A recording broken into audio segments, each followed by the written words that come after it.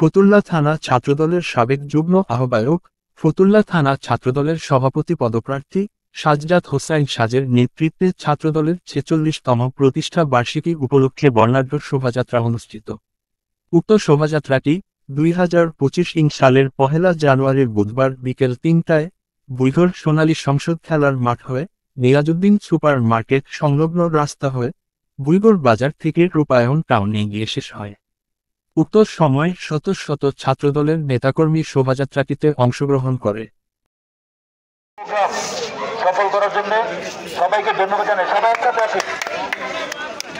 এই বড় একটা সুদান, প্রায় ১ ঘন্টা যাবত আপনারা বিভিন্ন এলাকায় রেলি করছেন, সবাই ক্লান্ত। আমি সকলকে ধন্যবাদ জানানোর ভাষা আমার জানা নেই। আপনারা সবাই ভালো থাকেন, সুস্থ থাকেন এবং কেউ আপনাদের ব্যবহার করে যেন কোনো চাঁদাবাজি, লুটপাট, সন্ত্রাসী কোনো কর্মকাণ্ড করতে না পারে সেদিকে আপনারা লক্ষ্য রাখবেন।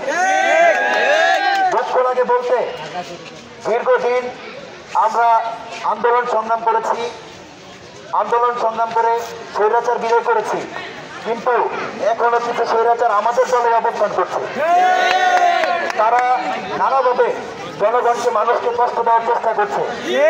আমার নেতা দেশনায়ক তারেক রহমান, তার একটাই স্বপ্ন সাম্য এবং মানবিক রাষ্ট্র গঠন।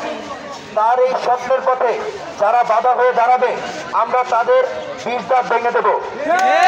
তাদেরকে সতর্ক করে বলতে চাই, আপনারা সবাই সুশৃঙ্খলভাবে এবং শান্তিপূর্ণভাবে যদি রাজনীতি করার হয় করেন, তা না হলে অনেক কাজ আছে, বিভিন্ন কাজ আছে। ভিক্ষা একটা কাজ, আপনারা চাইলে ভিক্ষাও করতে পারেন। আপনারা মানুষের কাছে চাঁদা চাইেন না, মানুষকে কষ্ট দিয়েন না।